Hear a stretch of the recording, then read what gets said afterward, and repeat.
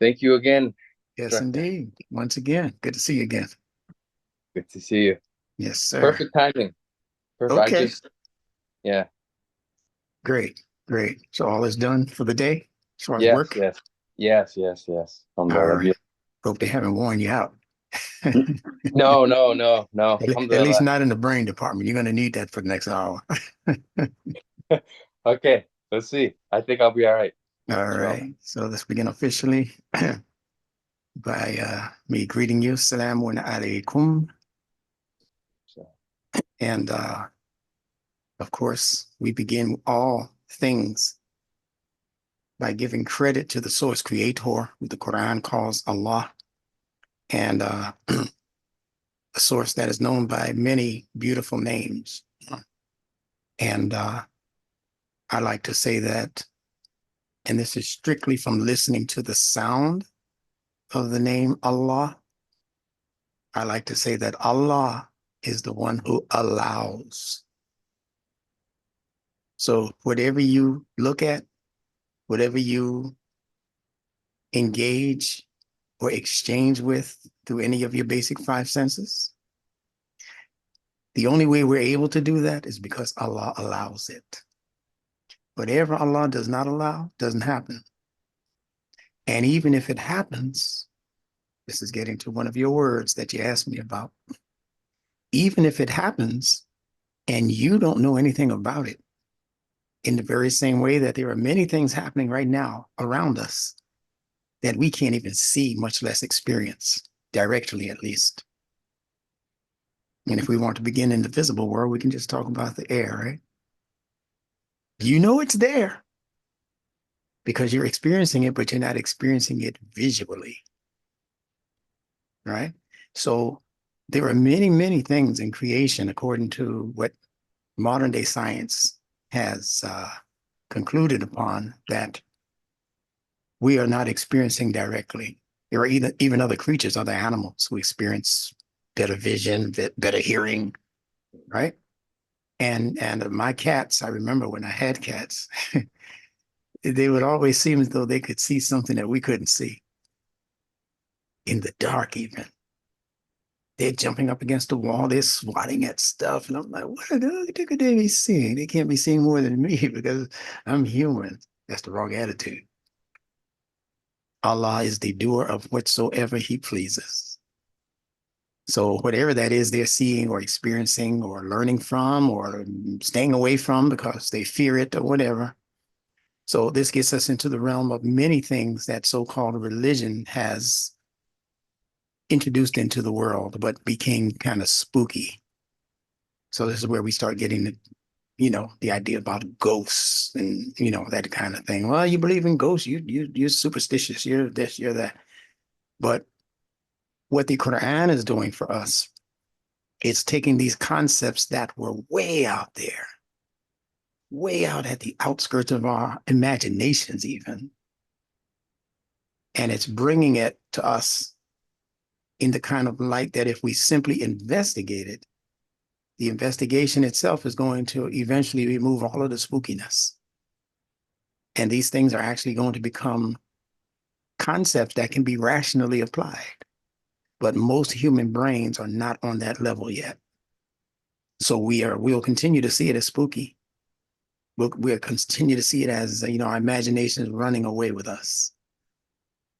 But the key point here and the key word is study, investigate, look deeper into. See, Allah asks us in the Quran, he asks us in the Quran, he says, do they not, the word is yatadabbaru, and that means a deeply ponder, not just on the surface. You got to go beneath the surface. Tadabbur, that's a process in the intellect that goes deeper than what it's seeing on the surface of things. See, and Allah asks that or are we not doing that even with the Quran? Are we not yet tadabbaru al-Quran? Are we not deeply pondering the Quran? So it's me meeting you, for instance. I give you a good example. This is the first time we're seeing each other, although we've communicated via email and text. This is the first time I'm seeing you. Now, Let's say that I judged people by the color of their skin. As soon as I saw you, I would have gone, oh my goodness, this is not for these people. See, this is how people think in today's world. Oh, she's black. You know, she's going to be my boss. Oh, heck no, no, no. Oh, he's white. This is not for him. We've been waiting for 400 years for this knowledge to come to black people. Where I can't share it with this guy because I'm judging you, Zach, on the surface. I'm not doing any dabbar. I'm not tadabbaru. I'm not doing any deep ponder. If I was deeply pondering all of those superficial, nonsensical attachments and associations that I'm making with a person's skin or a person's gender or, you know, is it male or female or a That were person's. implanted in us. Exactly, Yeah. exactly. They are not from They're Allah. not from us. Yeah. They are Yeah. not from Allah's fitrah. So, Yeah. getting back to the original point, if Allah allows it, and that allowance does not set you back or retrograde you or cause your intellect to become less than what Allah intended for that intellect to be, as long as it's allowing you to progress forward and upward, then it's from Allah. And that's why Allah allows it. Now, people might say, well, Allah allows a lot of things that lead to people's, you know, degradation and, you know, dismissal from earth. You know, they smoke themselves into oblivion or they shoot up dope or they, Allah allowed it. Yeah, but with this caveat that the things that Allah allows that are bad for you, he sends you immediate messages to confirm that this is not a good thing you're doing here. I remember at 13 years old or so, my sister, my older sister and my older brothers, they had already started smoking cigarettes. And I, of course, I want to be like the big people. So they asked me, they said, "Ben, you want me to teach you how to blow circles?" You know, I was sitting there watching my sister and her friends blow circles and hearts, you know. Oh, that's cool. Yeah, teach me how to do that. As soon as I took the first puff, my head started swimming. You understand? Same thing with drinking. My father used to be a heavy drinker. He stopped before he passed, but he used to drink. He used to drink whiskey like it was Kool-Aid. You know, I'm the youngest one in the family. I'm wondering what's going on because I'm living with two different people, but they got the same body. I couldn't figure it out. This guy that I woke up next to or with or in the same house with this morning, he's a nice guy. I like him. He's saying nice things. He's fixing breakfast, you know. But the guy that came in after 7 o'clock in the evening, after an hour or 2 hours of out there with his drinking buddies, he had the same body. Even the body wasn't the same contortion. He was contorted. He was bent over. But it was the same guy because I said it was the same clothes. It's almost the same voice. It's just a little slurred. Now this is me as my 12-year-old, 13-year-old self. So he looked the same on the surface, but whatever was lurking beneath the surface in terms of his inebriation is what was causing the problem. And it's the same thing for human beings, no matter where you look at them and no matter what problems we're experiencing, because Allah is allowing those problems, but Allah is sending you messages along with the thing that you're doing wrong to let you know this ain't cool. This ain't right. This is wrong, what you're doing. You think it's right. You're justifying it along the way. But my truth as the creator of truth is sending you not even sometimes subtle messages, open messages. You talked about what's open and what's hidden, right? That which is hidden Yes. and that what Allah talks about that, what's hidden and what's open. They can be the same thing. You can be looking right at something and not see it. You can be looking right at yourself, watching Yes. your family disintegrate because of you, Yes. and you won't see it. You'll blame it on somebody else. It's the Yeah. wife's fault. It's that knuckleheaded teenager's fault. And before you know it, everything around you has dilapidated. You've lost your house, you've lost your children, you've lost your wife, and eventually you're going to lose your mind because you're allowing something to remain obscure that Allah intended to be made plain. And that's the difference between the hidden and the obvious. It's both the same thing. But if you don't know what it's for, if you don't know what the intended outcome should be for your engagement with this thing, it's like a child who watches a new car drive up into the driveway. He might know it's something because he got in it one day and he was able to move around, but he knows nothing about a car. So the car per se is still hidden to his mind, his brain, because he doesn't know what to, if you asked him to turn it on to save his life, he wouldn't know where to put the key. In fact, today they don't even have those kind of keys anymore, right? You press a button, he wouldn't know what button to press. He's too short to reach the brakes and the and the gas pedal. So he knows the surface that I'm in something that moves, that stops, that goes fast, that goes slow, but he doesn't know what a car is. So the car per se is still hidden from him. And that's how this entire world of created matter is. In the face of our five basic senses, we have to learn the world through observation and engagement. You can't just observe the world. You got to interact with the world. You can't come into the sciences unless you put your hands on it or some of your five basic senses on it. You got to listen to it. You got to look at it, pick it up, turn it around, see if you can mold it. If you can't, see what happens when you drop it. We have to engage the world in order to come into the sciences that Allah has allowed for this human brain to interact with. So that's my opening. You want to say something behind that? Yeah, that's I'm just taking it in as I do with anytime you drop a concept or an idea I've never thought about before. I just take it in and I let it sit. But yeah, it makes sense. What hit me when you said the engagement part. If you don't, I forgot exactly what you said, but like if you don't know the purpose of your engagement, and that's kind of like my marriage. I realized a few weeks ago, I was like, what is the purpose of marriage? Like we're taught the movies and this idea of romanticism and I didn't have good marriage examples around me, so Mhm. I was like, yeah, well, how do I judge if this is successful or if I'm fulfilling what Allah wants? And Mhm. so yeah, I was like, yeah, you got to know, I guess, what's your engagement, what's your role. Yeah. Uh, Now, what's but interesting in what you just said, and you'll find other learners speaking on this, especially when I speak to them one-on-one. They'll say, they'll ask me why I used a certain word while I was talking to them that we had never discussed. And they will say that that word was something that they were thinking about recently or at the time I was speaking to them. But they never mentioned the subject in the same way that you're mentioning now.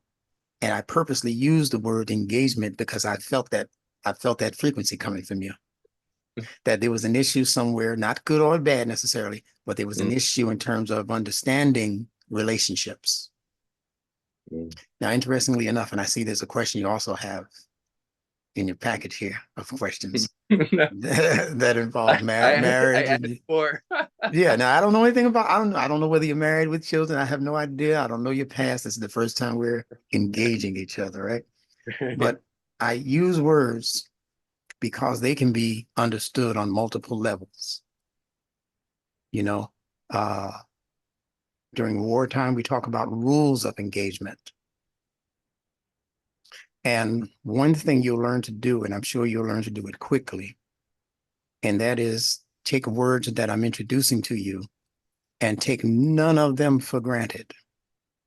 Do not assume that you already know what this means. Mm, I can ask a Harvard graduate to tell me about the word engagement. mm, And he's, depending on his interaction with that concept, he might go straight for marriage, or he might, if he's a soldier in the army, he might say, oh, engagement is like when you're engaging your enemy, and that there were certain rules of engagement, things, some do's and some don'ts that you're supposed to do and not do while you're engaging, even in warfare. All right. So depends on your attachment to that word. But if I say, okay, Zach, what I need you to do now is take the word engagement and begin to break it down. How would you begin? What I'm trying to find is the root of the word engagement. You know how Arabic has root letters? Yes, All yes. right, I want you to find the root letters to the word engagement. Okay. So it's consonants. So Yes. N, G, engage, engage. N and G and Good G, guess. N, G, Good, G. good guess. Now, here's the next step in determining the root letters for any word, no matter what the language. But let's stick with English for now, right? Words have something called affixes. You familiar with the word? Affix, prefix. So I assume Yeah. Well, all fixes are affixes. And you have prefix, infix, and suffix. But all three of those are in the category of affixes. Some people would just say fixes in a word. And there's a reason why they call them fixes or affixes. All right. But let's keep it simple for now. You got some that are attached to the beginning of a word. In this case, it would be the EN in engagement. So take the EN off. no Now, what do you gauge. have? Huh? Gauge. Yeah. Yeah. All right. Now, Hmm.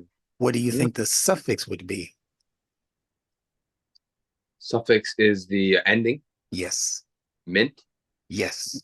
Ah, And what do you uh, think that suffix meant is connected to as another word? mind. Yeah. Gauging the mind. Yes, what it's talking about. Anything that you engage, my friend, is going to affect your mind and how you think, how you mentate. Am I going too fast or should I speed it up?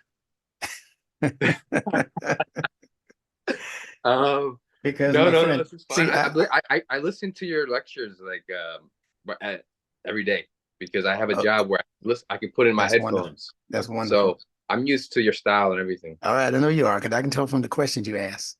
Okay. You're probably one out of three people that I had to choose not to answer in an email because it would have been too long.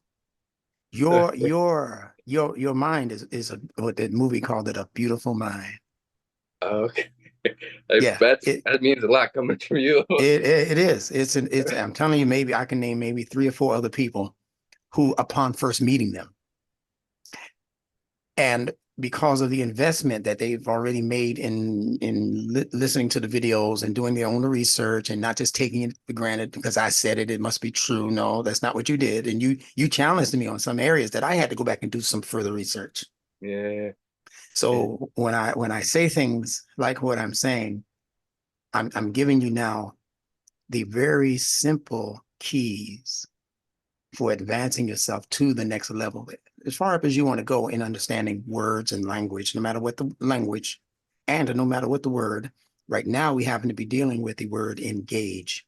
You already got the part about the en being a prefix. So now you have gauge meant. You already got the meant part, and you said that's a suffix. So what's left? The gauge.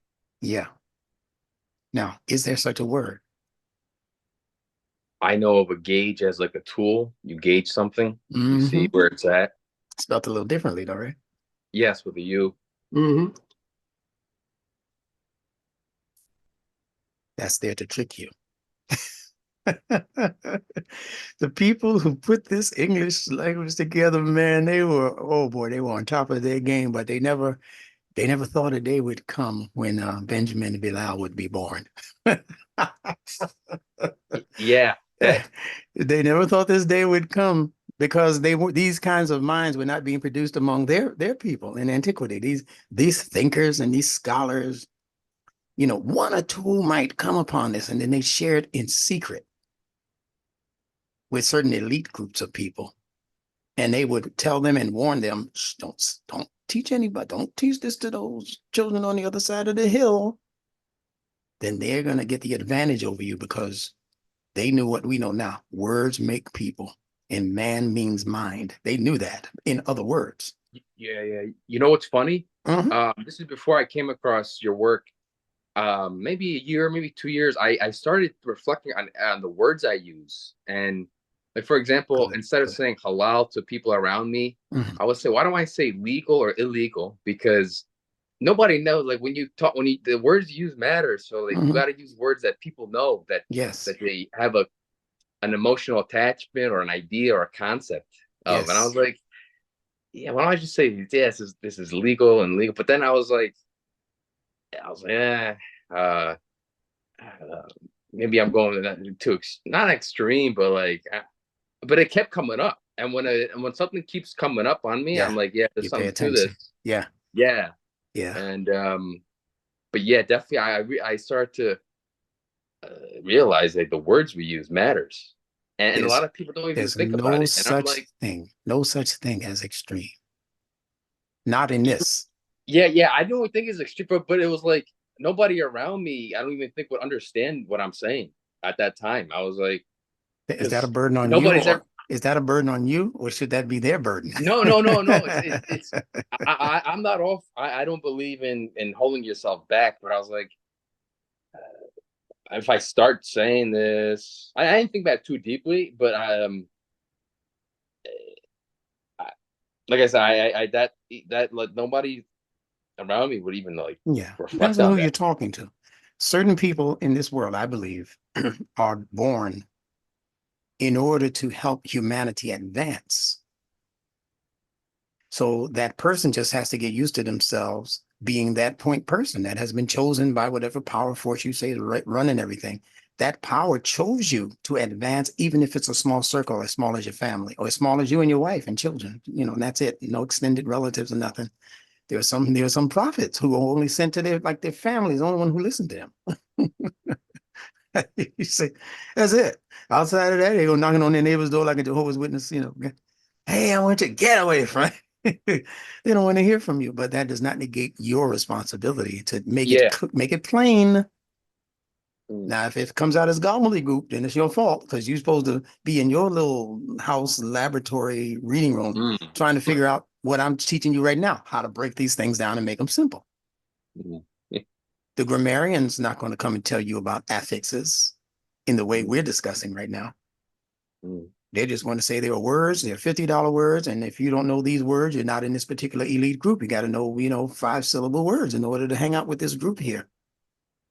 You got to know what I'm talking about. When I pull a word out of the dictionary that's 5 yards long, and if you look in your face like you don't know what we're talking about, we don't want you in this group. And that's wrong. What you should do is what our Prophet Muhammad did when Allah gave him words to teach, and not all of them were 50-cent words. They were deep, deep words that you had to deeply ponder. That's why the Quran says, do they not deeply ponder the Quran? But you have to teach people now, especially nowadays, you have to even teach them how to think deeply because our thinking has been conditioned to be surface level, you see? yeah, So yeah, whatever yeah, whatever you learned as a child is where they want to keep you, as far as your understanding of words and people and places and things and actions and yeah. even feelings. They don't even want us to have sophisticated emotions. It's like everything. I always say to myself, like, what is normal? What is the wusta? What's the middle? Beautiful. What's the middle individual? What's the middle family? What's the middle community? Yes. Where's the Where's the it's the balance is what you're is looking there for. where do you look? The TV doesn't have it. Mm-hmm. It's amazing. It's like and this is another idea that kept coming up. Great, I was great like, question. what is normal? Mm-hmm. I just want to witness it. I I'm gonna just tell want you. I don't I can tell that's an easy answer. Understand what Allah says in the Quran that He has created everything what's called the Zawjain. You familiar with that word yet? yes, yes, yes. Okay. He's created everything in pairs. That's right, in twos, right? So understand that if there's a normal, there's got to be something that's its counterpart, that is different but related, that represents its partner. Now, when I ask questions like that, I know they're too deep for us to just like off the top of our heads. You know, you got to study what I'm saying, but I'm gonna give you the answer for the audience who might be seeing this also. And that is that there's normal, and all you got to do is break that word down. What does the word normal come from? What word? It's right in the word. Norm. Yeah. So the AL is a suffix.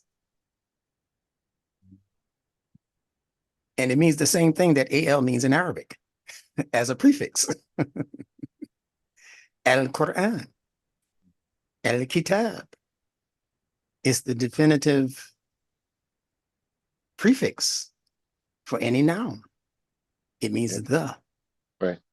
And it's specific. Right. If I say go turn the fan on, I'm talking about a specific fan. If I say go turn a fan on, there's any fan will do. It's hot in here. Turn any of those fans on. So now it's generic. And it's the same thing in Arabic. We have generic if something ends with an un, or an in, or an an. Right? So I can say al-Quran, and it ends with pardon me, it begins with a definite article, al-Quran,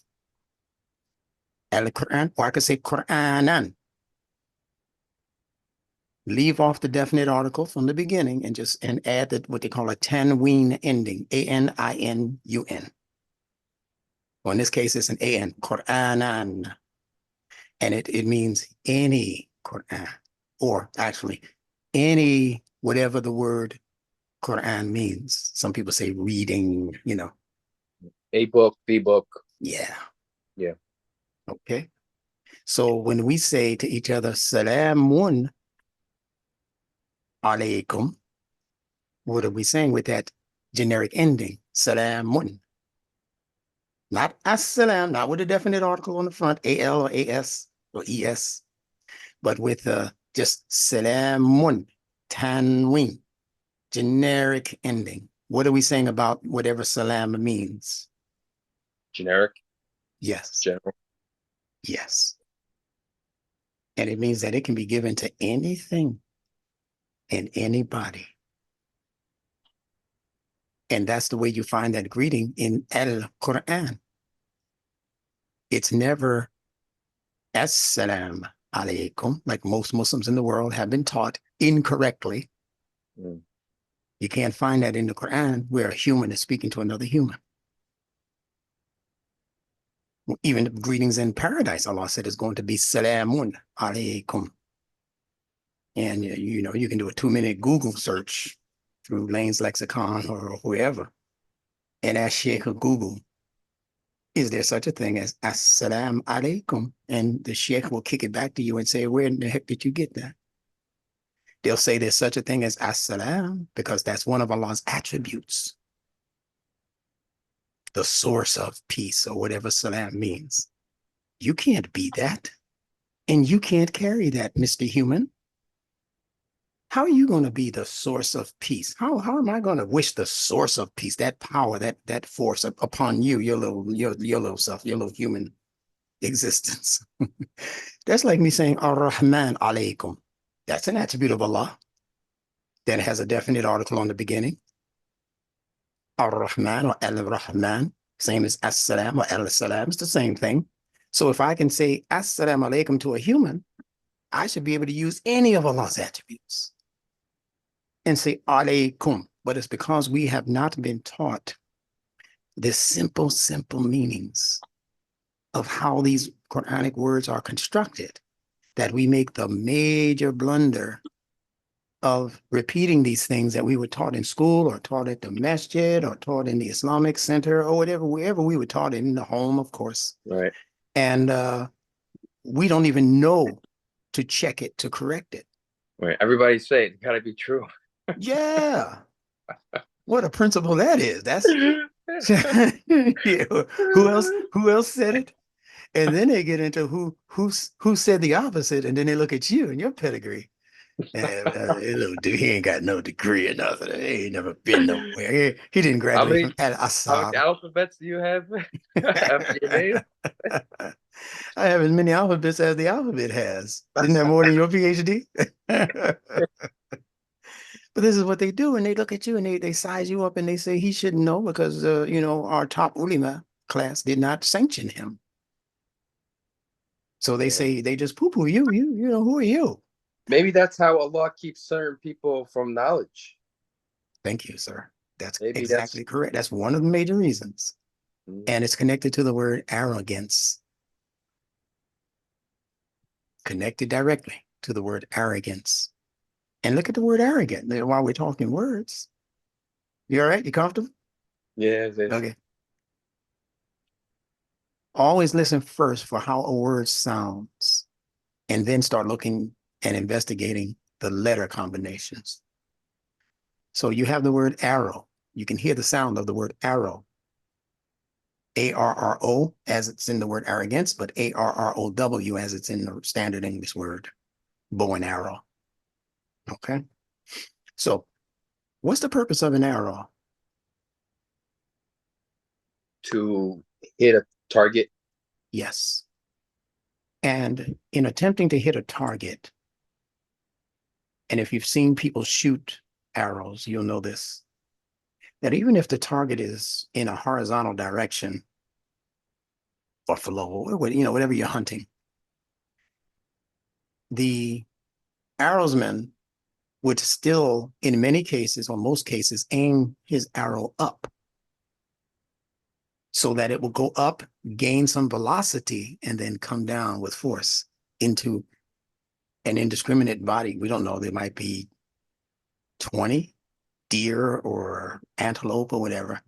What he wants to do, he wants that arrow to develop a momentum. So he shoots it up into the air and then he watches it come down, hoping that it will hit the side of one of those animals. So the word arrow, I'm going to give you another hint, is that which is speaking to things that go up into the air. Arrow, air. In the Quran, Allah uses the word ara. Always listen for what is compatible within the English language. وَرَأَيْتَ نَاسَ يَدْخُلُونَ فِي دِينِ اللَّهِ أَفْوَاجًا. Say, and they will see. Ara is talking about seeing, but not seeing with these eyes, seeing with this intellect, because the intellect is going to see things higher and broader than what your standard thinking capacity might be. Allah is asking you to stretch your imagination. Right? Allah says about the Prophet himself in the Quran that we see you gazing or observing the skies. Allah said, now we're going to turn your attention to a direction that will truly please you. Now, that's their translation. I don't go with the whole translation, but the idea is that Ara represents something, or Ura'i, they call that a seer. This is what the people who would later become known as prophets, this is what they were called. They were called Ura'i. That's in a very famous hadith also, that we are seers, meaning if we just slow down our roll long enough and concentrate on what we're thinking about, that there's something in nature that's going to show us a bigger, broader meaning for that thing, but you got to be thinking about it. The letter R by itself, Ra, means that which rises, that which moves fast, but as it's moving fast, it's also accelerating and becoming higher and higher, like the Sirat al-Mustaqim, Sirat. You see that Rat in there? It's the same movement that's gaining altitude. That's why they say uh, the path of ascension is what they call the Sirat al-Mustaqim, the upwards path. So that's Ra. So in arrow, it means that whatever that arrow is, it's supposed to be doing the same thing because the letters are influencing the meanings of the words. So arrow, Gant, Gant. whose essential consonants are what? Gant, even though it's not an actual word. GNT. Yes. Now, most of the time that you see the letter T attached to the end of a word, it's a suffix or it's not a part of the word. It is what the T is in Arabic that's called the ta marbuta. Feminizing. Yes. I studied a little bit of Arabic. Huh? I studied a I can little bit tell. of I know Arabic. exactly where you are. That's why I know where to take you because I know where you are just from your answers, your regular answers. When you catch on like that, I say, oh, he's got the connect. He knows that. All right. Okay. So I can move past that. He Yeah, knows that. Yeah. that's what I like to say. Yeah. Yeah. So if you've heard me say in any of my other videos that although they say, the people who speak Arabic, they like to praise Arabic and give it all kinds of, accommodations for being better than all the other languages, and especially English. English is a bastard language and all. Mm. But the people who established the English language, they established most of the English language through the study of two languages, Hebrew and Arabic. I'm sorry. What? They established this English language, the Western English Uh, language that we call a Germanic language. yeah. They established that language based on contributions that they took. I don't like to say they stole them because they were free for anybody to study and use, that they borrowed from Hebrew and Arabic. Now, some people, who are big time promoters of the Arabic language, they'll say, well, how come you didn't say from Arabic and Hebrew? Because they got it from Arabic first. Yeah, but for this reason, they got it from Arabic because of the closeness in how words sounded. Like salam for us, shalom for them. Yeah. They sound alike. So people knew, oh man, maybe one of these came from the other. Yes, they did. But Arabic actually was first, but it wasn't written.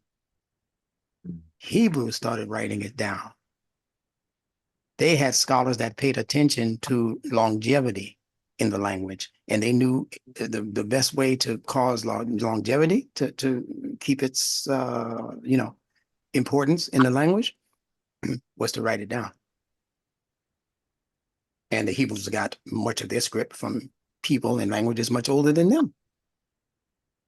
So it makes no sense to try to determine what the first spoken language was or what this first written language was. I think if it was that important, Allah would have established that as a fact in the Quran. But the scholars 2,000 years later are still arguing that point. So for me, it's a moot point. It's not even necessary to know. It's like people who are trying to argue this thing about, well, were there African people first on earth, or were there European people first, or did the Asians come? Okay, let's say it's one or the other. How much better is your life now, now that you know that African people were first on the planet? And in fact, sometimes being first might put you at a disadvantage because I can look back at you and say, well, you were here first. What in the hell happened? Right. Where did you let things go wrong? I mean, they took all of you out of Africa. Could none of y'all fight? What happened here? That's just me in my elementary mind, right? What happened?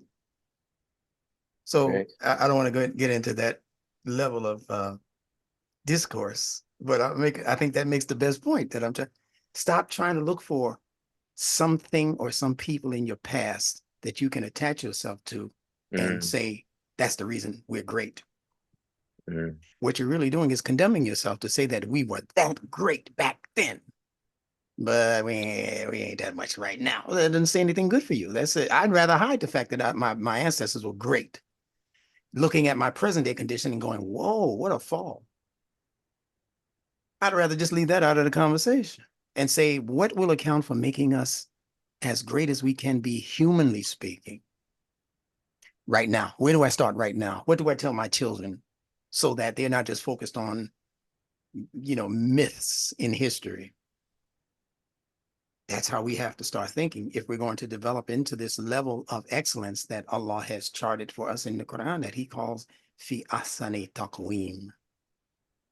right? لَقَدْ خَلَقْنَا الْإِنسَانَ فِي أَحْسَنِ تَقْوِيمٍ. Certainly, we have uh, created the human being in the most excellent of organizational designs. We are designed, and not just the African, not the European, not the Asian. He said, al-insana. And we're going to talk about that in the next hour. If you're here for it, fine. Alhamdulillah. If not, then you'll get to replay it tonight. But the fact is that even as Muslims, we're not aware enough of the terms that Allah is using to describe the human being that represents our dignity and our excellence, because we think that these other words like nas, they call that the people, and the word ins, this is what we're going to be talking about at 7 o'clock. The word ins, that means people, and insan, that means people, human being. Why would Allah choose 3 and 4 words? Bashar, that means human being. Why did Allah choose all these different words to talk about one thing? Right. You understand? By the way, I watched your videos on all those words. Oh, So beautiful. Yeah. a lot, believe me, because I can listen to you for hours a day. My Me, work allows me to. I can put yeah. headphones in, so, and your hours are hours long. So it's Yeah. Yeah. I And believe it or not, as I'm teaching, just like I'm teaching you now, if you ask me right now, what have I told you so far? I'd have to strain my brain to think about what I told you so far, because I'm not speaking from, I'm not speaking so much from the intellect. I'm actually speaking, and I'm sure you've heard me speak on this, from the second level of intuition. I call it supra yes, intuition. yes. Somebody else might call it super. And I've seen other people say different things about that level. Some people call it cosmic intelligence. Mm. That's what I'm speaking from. I'm tapping into cosmic levels of awareness. Oh, that sounds spooky. He's trying to elevate. He thinks he's a prophet. No, no, no, no. I think Allah wants us to profit. He wants us to profit without having to be a prophet.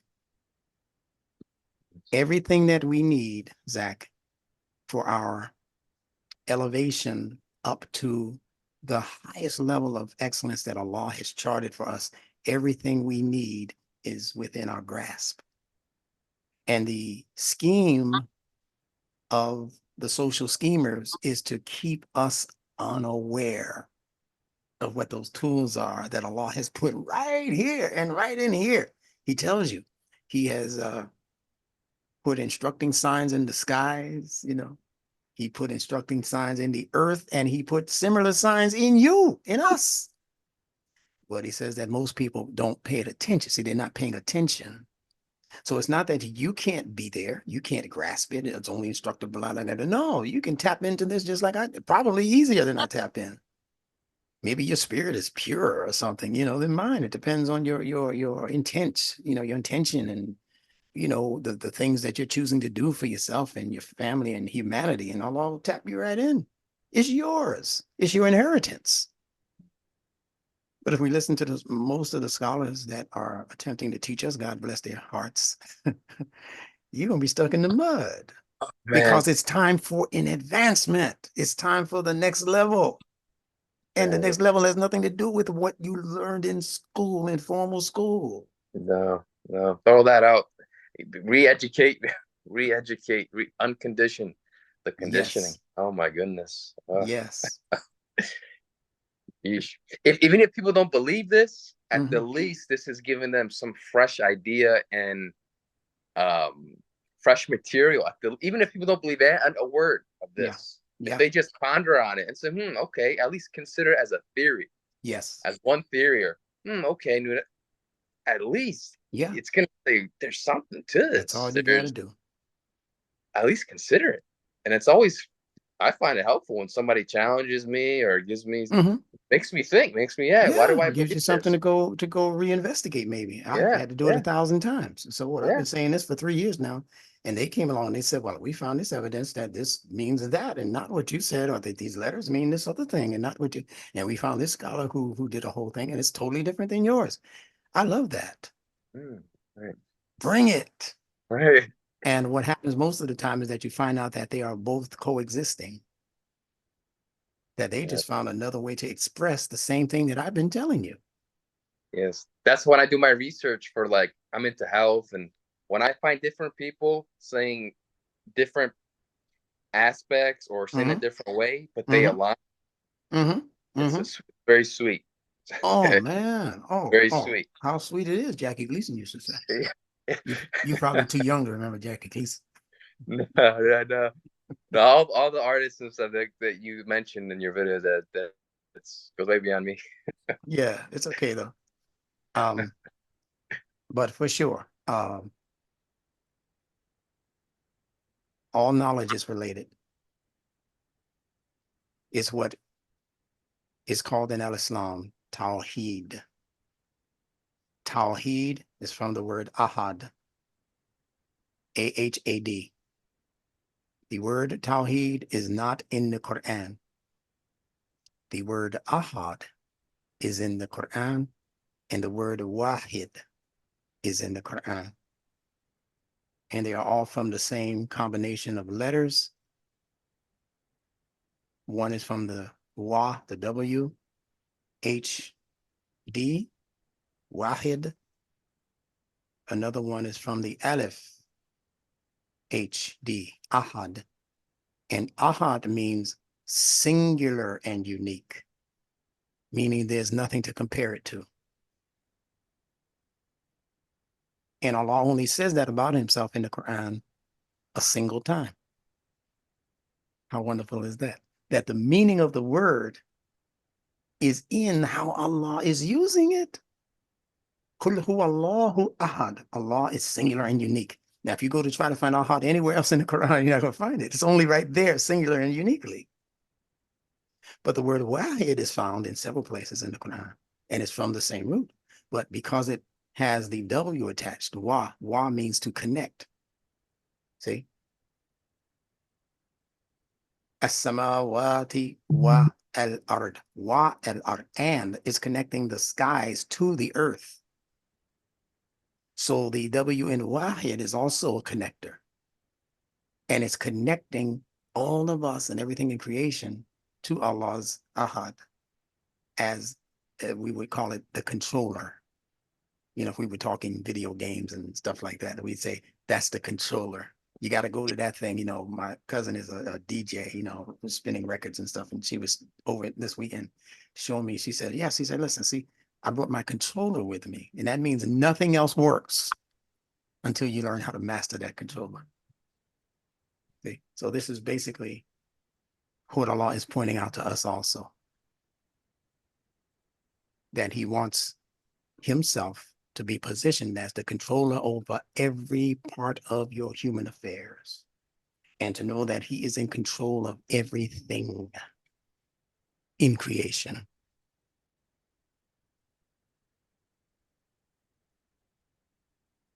I'm sorry, there are people lining up already trying to get in for the 7 o'clock class, but we'll be Oh, right. wow.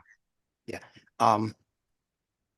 So what I would suggest for us, my friend, is I don't know what your weekly schedule is, but I would enjoy doing this at least once a week. You choose what time is best for you. If it's not a good day for me, we'll reschedule for a different day. But I think that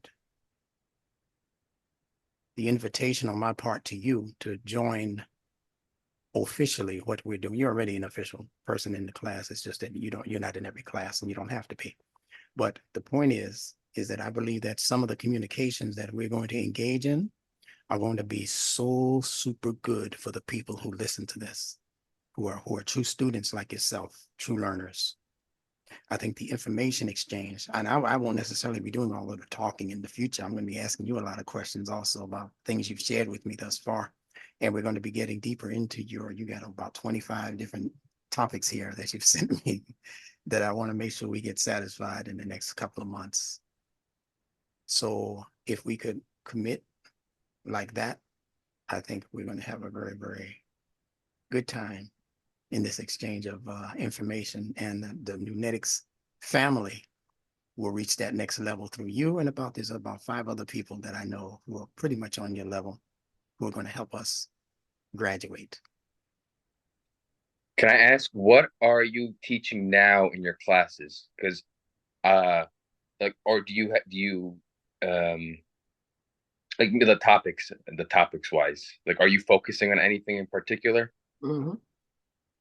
I'm going to be focusing on, first of all, breaking the big class group down into groups of 5. And the groups of 5 will be meeting on certain days during the week, depending on what group you're in, group number 1, number 2, number 3, number 4, whatever. And I'm going to be dealing specifically with important terms in the Quran that every Muslim needs to know. So if you were to go around and do what I have done and just ask people simple questions about simple words that they should know as a Muslim, like, what is a Muslim? Where does the word come from? Yeah, Oh, salam. Okay, what does salam mean? yeah. Peace. Okay, what kind of peace? You know how long I researched just to find out, like, what does ilah mean, really? I researched it. I started like maybe 2 years ago. I started researching it. I was and the answers weren't like, I had to really dig to find out an answer that was satisfactory. Yeah, Um, yeah, but still, but yeah, and yeah. again, it was maybe 2 years ago. I was like, why everybody's saying this, and they don't even we don't know what it means. We have I was one no of them idea. for forever, Me, but I was also. yeah, yeah, Everybody's got to start from ground zero. yeah, All right. and yeah, in some cases it's worse than ground zero because you think you know, which is maybe even, yeah, I think it's That's worse. where that's why I said you have to approach this as though you know nothing. Yeah, yeah, No thing. Whenever I go to right. study, I assume to myself that I have no idea what this is or what is going to bring me. And then Mm, I just take notes as they come. And some of the notes are kind of inspired, like you didn't read it in the book, but Allah just sent it to cognition. And I know when I'm really hitting what they would call pay dirt, when I can do this in my sleep and not have to get up at 4 in the morning and write it down. Soon as I wake up and get up, it's still there. And basically, my wife will tell you this is true. I rarely forget when I know Allah is sending me the answer, because the true graduation for us has nothing to do with what somebody else taught you. The true graduation for us is when we listen to other people who are attempting to teach us and you study that information, but then you have to go behind that information and ask Allah to open it up to you.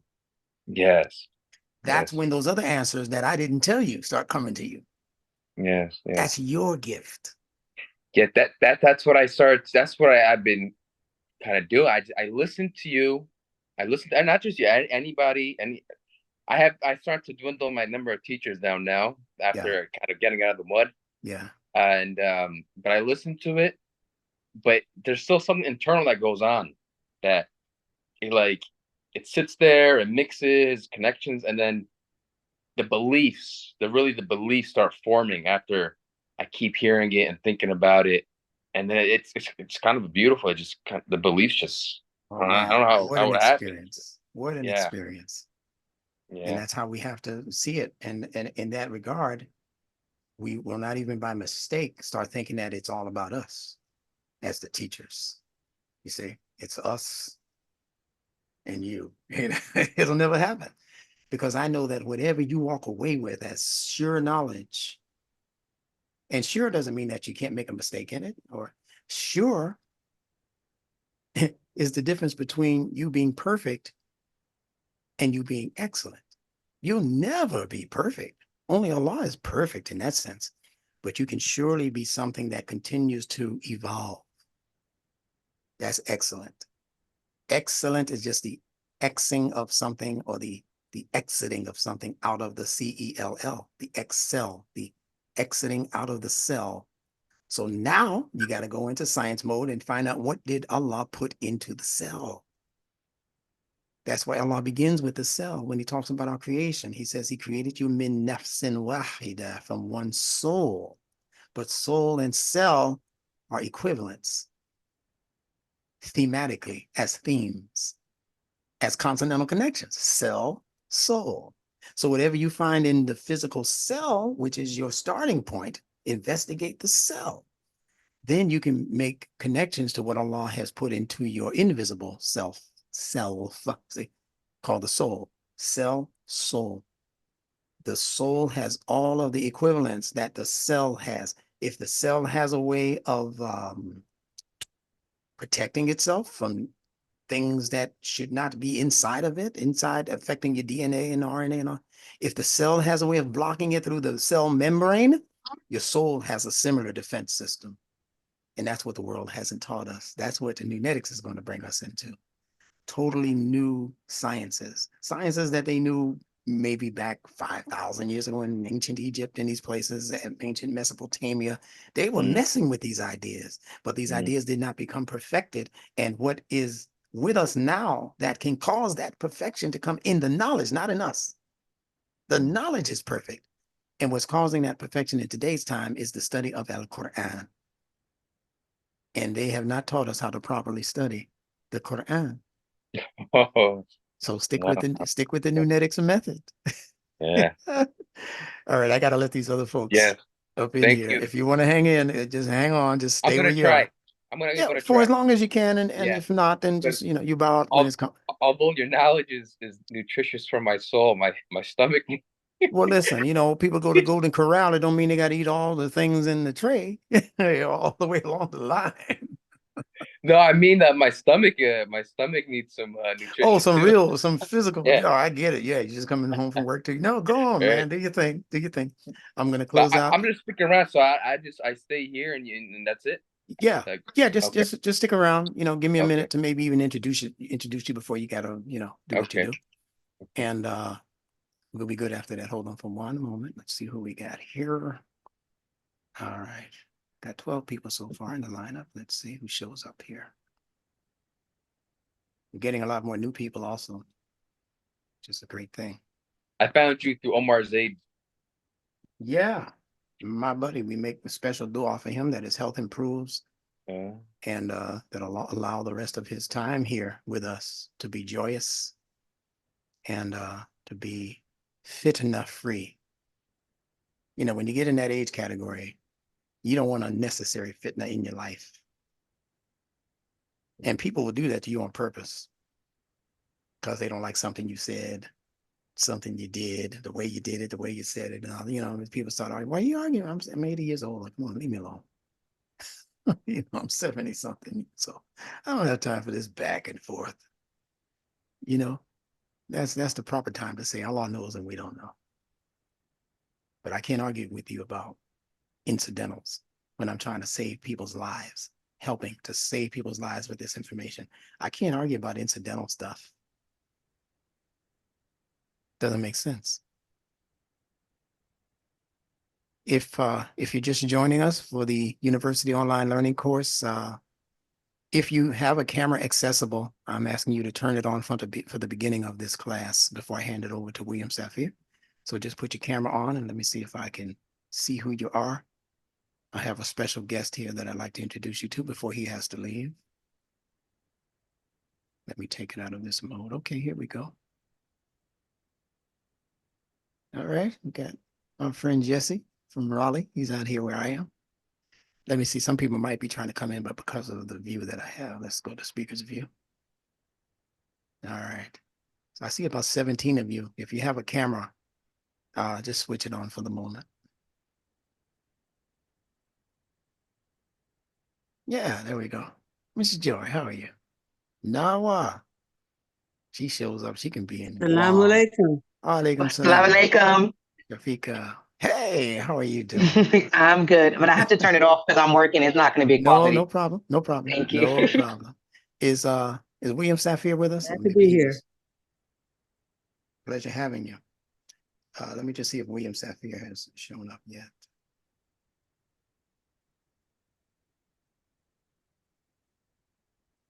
Can you hear me? Yeah, Wali Adin, how are you? Yeah. Is Sahib with us? Did he get back in? Sahib joined us about an hour ago. Assalamu alaikum. Walaikum salam. So he joined us about an hour ago. I think he thinks that I have something against him An because hour ago. Wow. I put him out of the meeting because I was meeting with our friend here, Zach. You came in an hour early, my friend. But in any case, let me let Zach say a few words to you before he has to disappear. He's actually not a new learner, but he's a very studious learner. He's one who's been kind of on the sidelines as far as being out front and on camera and all of that. But he has shared some questions with me and some answers with me and I with him that all of us are going to benefit from in the very near future. So Zach, just give our audience a few words before you have to leave.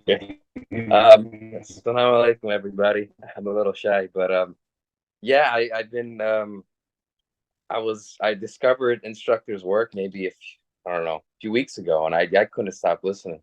I found him through one of his friends and correspondents, Dr. Omar Zaid, who I discovered about 2 years ago, and then yeah, I just couldn't stop listening to the genetics, all these connections being made. It was, yeah, I listened to like hours and hours of his material, and it's just so fresh, the ideas, and it's amazing. Yeah, so thank you for the invite, and nice to meet you all. Great. Does anyone out in the audience who wants to give him a return greeting and maybe tell them who you are and how long you've been with us? Feel free to do that in these next couple of minutes.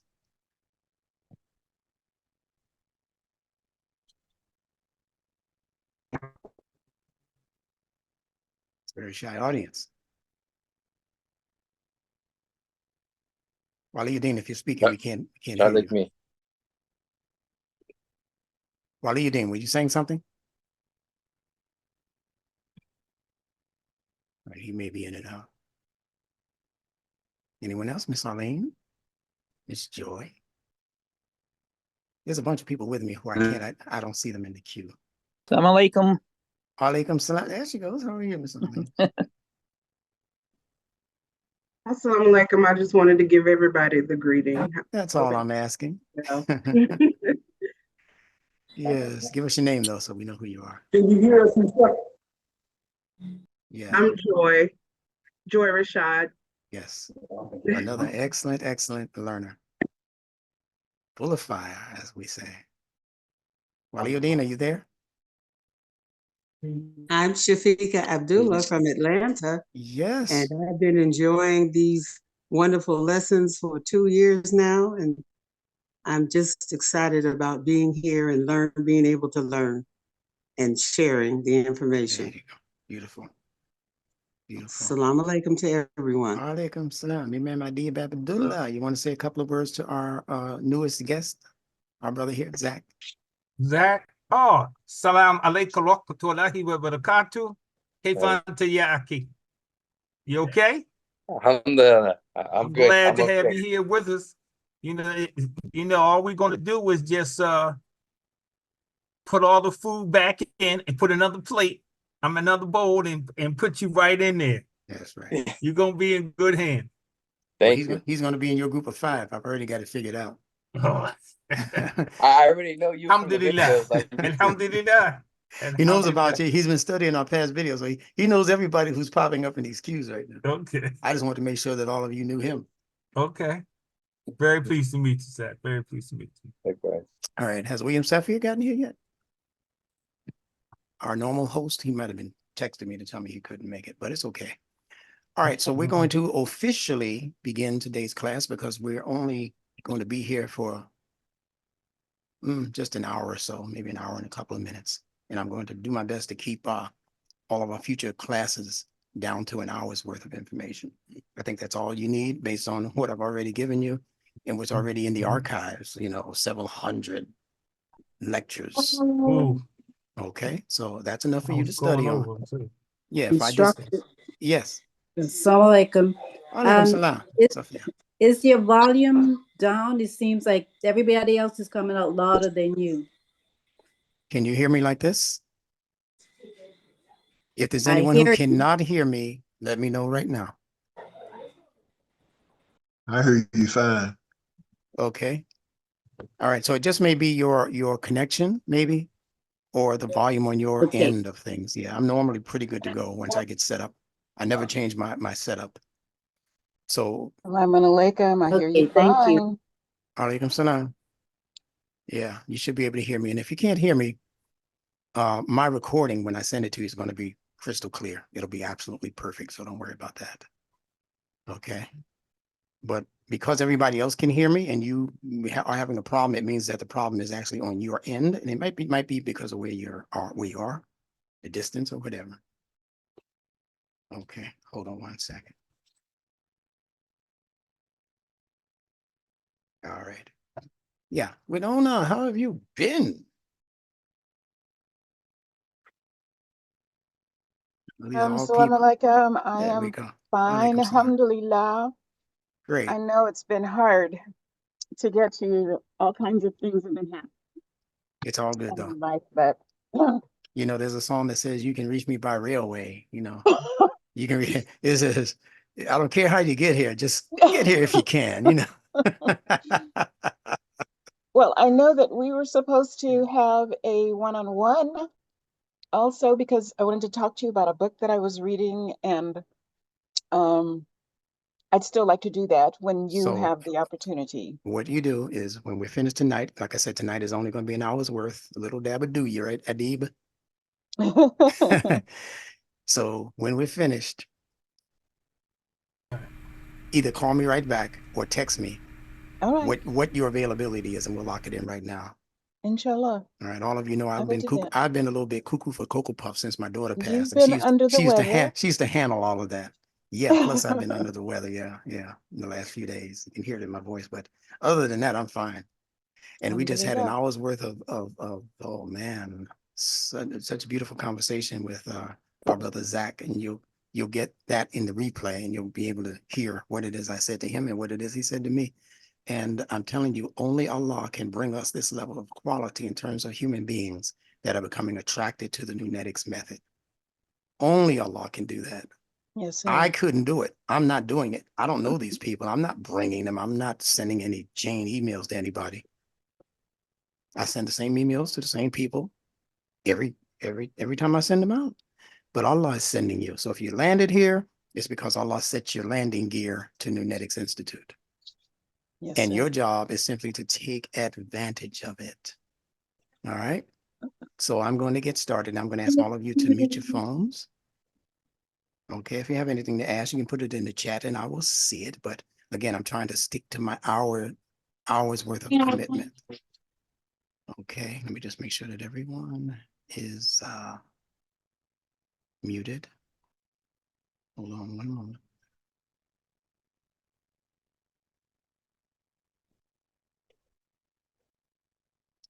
One moment.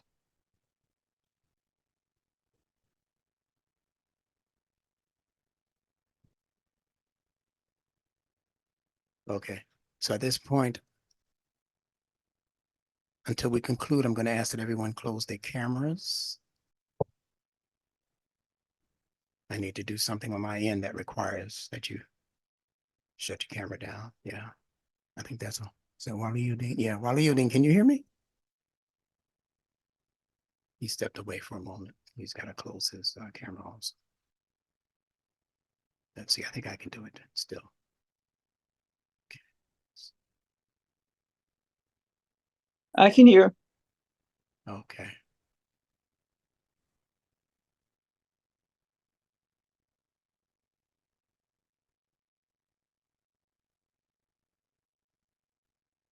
Give me one moment, folks.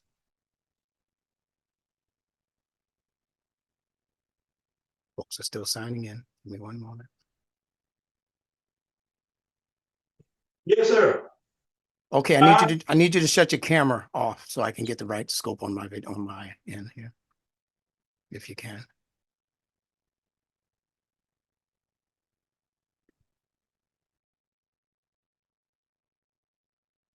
Yeah, there you go. Thank you, sir. All right. Now let's see if I can do what I need to do. Yep. Okay, very good. All right. So stand by.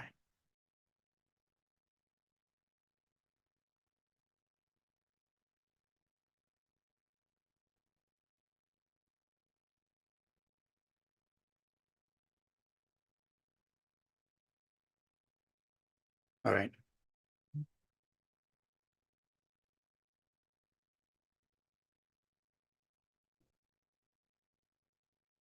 I'm going to have to disappear for about 3 minutes. And I will be right back. Don't do anything. Don't go anywhere. Imam Adib Abdullah, you still with me? Absolutely. Okay, I need you to take the mic for about 4 minutes and I'll be right back.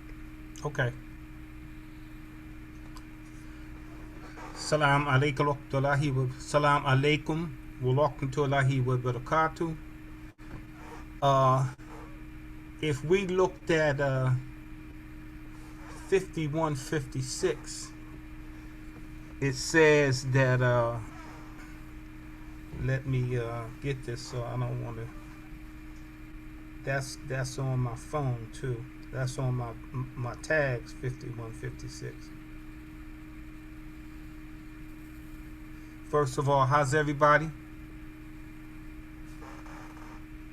Alhamdulillah. We're fine. Okay.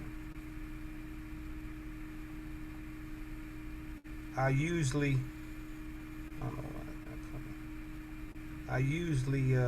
when he puts something down there, I usually go and look at it like I'm doing now. And it says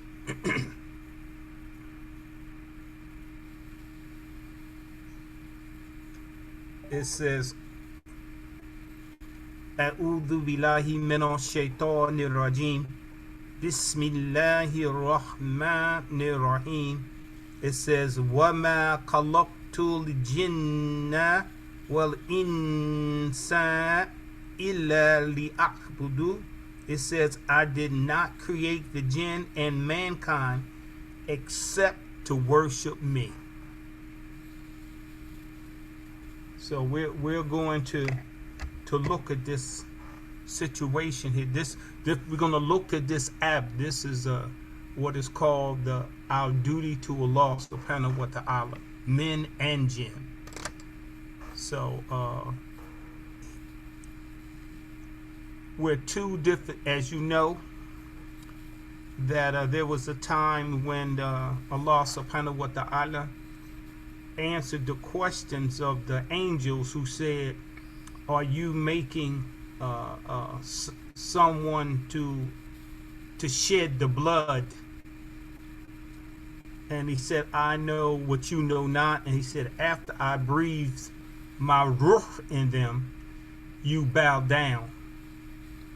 They bowed down, but Iblis did not. He said, I am better than he. I was made out of smokeless fire. That's jinn. And he's made out of this clay, this mud. And what had happened there, the angels bowed down. Allah subhanahu wa ta'ala has said to Adam, this is an avowed enemy of yours. And he was called Istakbaru. That means he was the 10th form of the verb, but you don't really have to know that, but he was all puffed up about himself. And we were warned by Allah subhanahu wa ta'ala that Iblis, this impulsivity, is your enemy. If we look at the word Iblis and become the nunetics and the extraction letter from each individual word, we get Iblis, we get impulse. That means somebody is doing it extemporaneously, not even thinking about it, and always doing something. This is Iblis. Iblis assumed that Allah subhanahu wa ta'ala made a mistake, that he should have made him the Khalifa. And he said, I'm going to come to him from his front, from his back, from his right, and from his left. So what we're doing is finding out. We're going to take, most likely, our instructor he's gonna glean everything out. By the time he gets finished with that word, with these two words, Jinn and Nas, he's gonna, as you see, when he comes back on, you'll see he got Ints, he got Nas, Ints, Insan, and Bashir. He's breaking it all the way down for us to really get to understand each individual letter and what it means. So we're going to have a delightful time at the table of dissecting each individual letter, because we know that each letter is a body part, it's an environmental influence, and it's an abstract principle. So we're going to really get the opportunity to understand. And we also know that there's 7 points in the mouth, 7 points of articulation in the mouth that we get things out. There's 7 different groups. There's the vowels, there's the nasals, there's the lips, there's the whistling fricatives, there's the liquid, the L and R. What we're going to do as we grow is to take each individual letter and see where they're placed at. I hope I did all right for you, but alhamdulillah, I did the best that I could. Excellent, excellent, not a problem. Thank you for holding it down. Shukran. All right, greetings once again on this Wednesday, June 12th, 2024. I am your international instructor, Benjamin Bilal, and we've been having just a super duper good time. And when you look back at this replay, you're going to see a couple of surprise, I don't want to call them guests, but people who have chosen to engage me for about an hour or so. And it segued directly into our regular class that you're participating in now. So I'm going to bring up my notes because we're only going to be about an hour or so. And that's from the point that I start teaching, which is right now. So we will be out of here, inshallah, by or before 8:30 Eastern Standard Time. It's now 7:23 where I am. So thank you, Imam Abnib, and all of the others who have participated so wonderfully thus far tonight. Let me bring up my notes. And as I like to say, let's get this linguistic party started. Now, because I'm limiting the amount of time that I will be teaching these next circle or cycle of conversations that we're going to be having, I'm going to be limiting them to an hour so that you can better study the replays without there being a whole lot of information all over a lot of different places. There'll be specific words that we're going to be choosing from the Quran that are very important to understand in the Quran before we can call ourselves being knowledgeable of the Quran. Now, this isn't the all in all that you're going to be learning. Nowhere near it. No one can teach you the all in all of what is in the Quran. Allah, as you know, he says that if all of the oceans were ink and if all of the trees were pens times 7, that you could not exhaust the words of Allah. You can't do it. So no matter how great we might believe ourselves to be as teachers, instructors, imams, whoever, none of us can touch that part of the reality that represents things that we don't know. No matter how much we grow to know, what we do not know is always going to outweigh by far the things that we think we know. So the conditioning that I choose to accept for my own mental health is that I don't know anything, really. And whatever I'm able to grasp out of the ether and present to you, it's then on you to study that information and grow in that information as Allah would have you grow. Because once I make it clear to you, my job is done. I'm teaching you straight Quran now. The only job of the people who are attempting to teach the Quran is to make the message clear. That's it. Once you know and they know, hey, yeah, well, it's clear now. Now it's on to them to continue studying it based on the clarity that Allah has now brought them into, and Allah becomes your primary teacher after that. for as long as you choose to stay in Allah's classroom called the universe, then Allah becomes your primary teacher or instructor. So we're talking about the words al-Jinn and al-Ins. Now, all of you have heard of al-Jinn or the Jinn, but many of you may not have heard of the term al-Ins. But both of these terms are in the Quran multiple times, and they have levels of graduating meanings, all of which we're not going to get to within an hour's time, of course. So I'm going to give you just some of the incidentals that you can immediately leave this class and go study.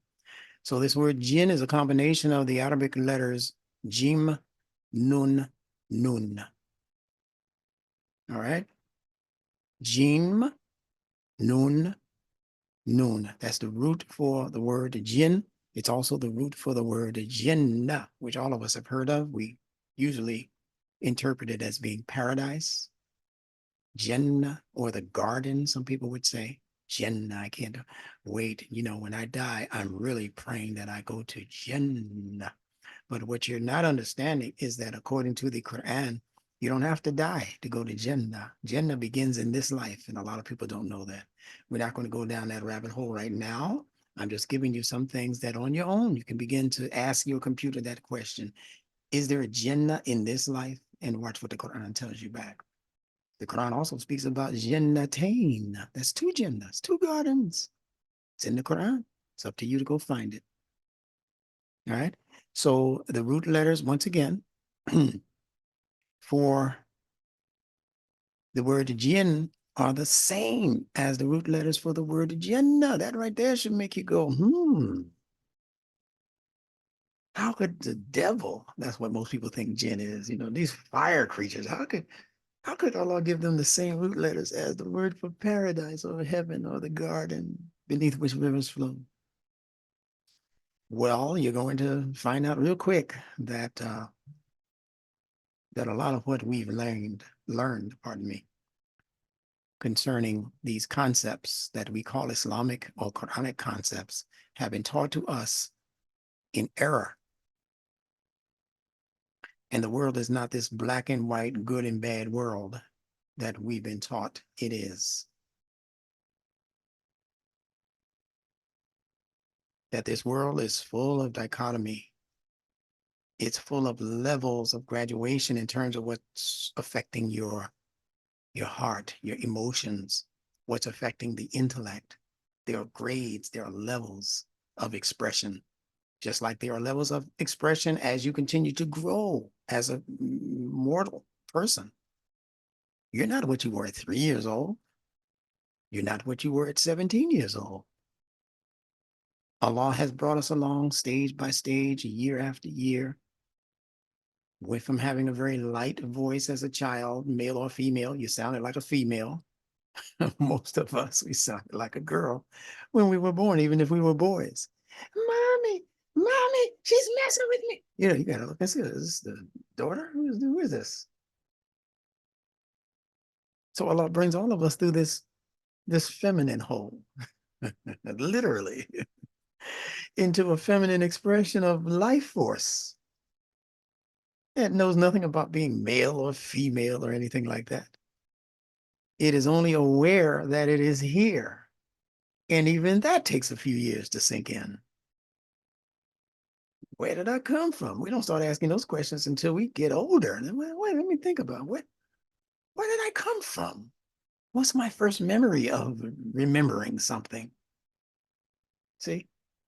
So Allah wipes us just clean, just memory, we don't remember when we were in the womb. I don't care what Terrence Howard told you. You cannot remember when you were in your mother's womb at 6 months old, as he claims he can.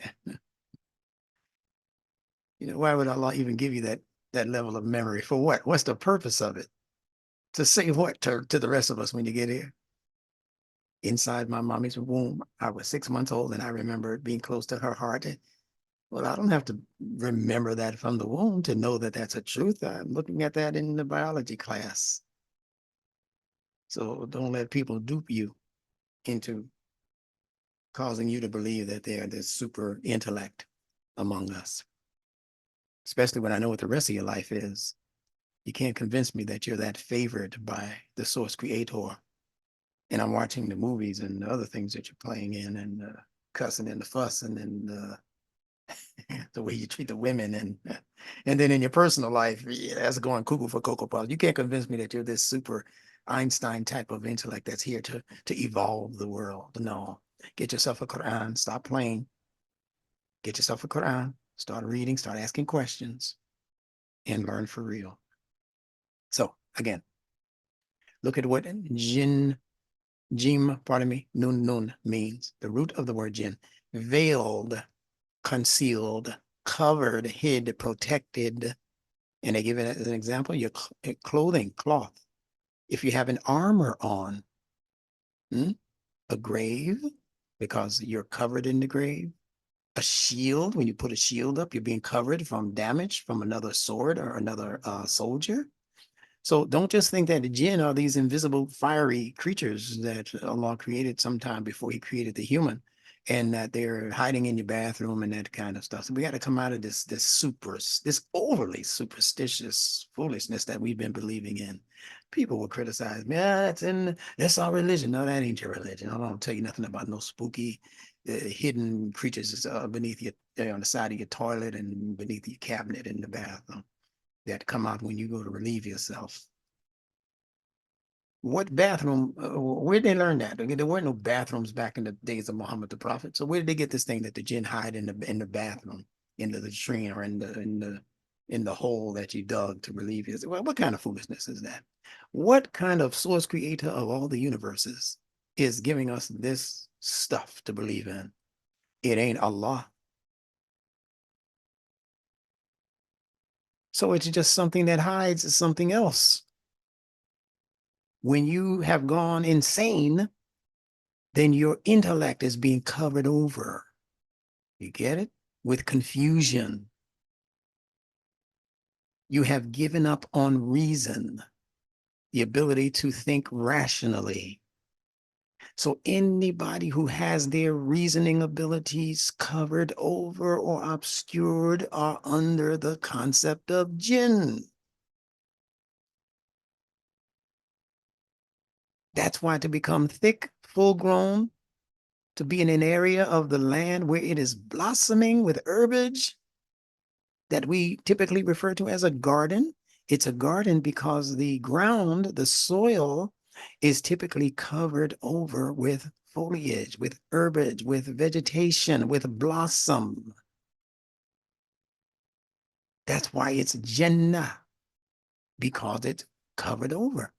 And a person is jinn because they are allowing an essential part of their growth, development, and human expression to be covered over, not seen.